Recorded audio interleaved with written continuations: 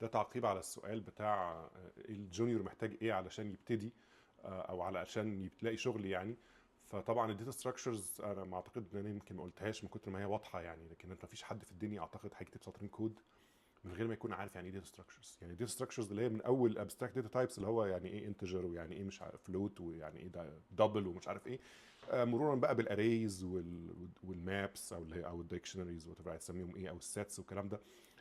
انت لو بصيت على اي كود مكتوب ما فيش 3 4 سطور هتلاقي كولكشن، هتلاقي ليست، هتلاقي بتاع. فكل دي داتا ستراكشرز ما ينفعش تكون مش فاهمهم او مش عارفهم. هم مش صعبين يعني، ده الناس تاخدهم في سنه اولى في كليه حاسبات يعني.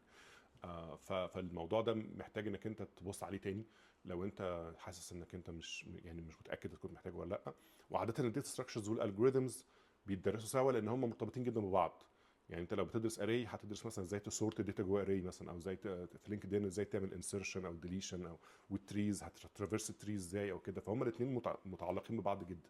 فما ينفعش تدرس واحد والتاني لا، مش هتيجي يعني. فهم محتاج تبص على الاثنين مع بعض يعني، هو داتا ستراكشرز والالجوريزمز.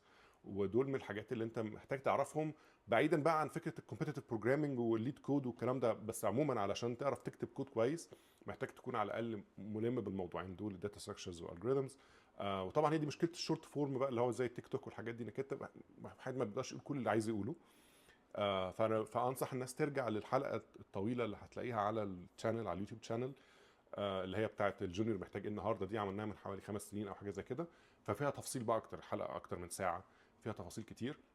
انا حاولت بس اختصر على قد ما اقدر، بس يعني حبيت ااكد على النقطه دي تحديدا علشان الداتا ستراكشرز دي ما ينفعش انها تتفوت كده.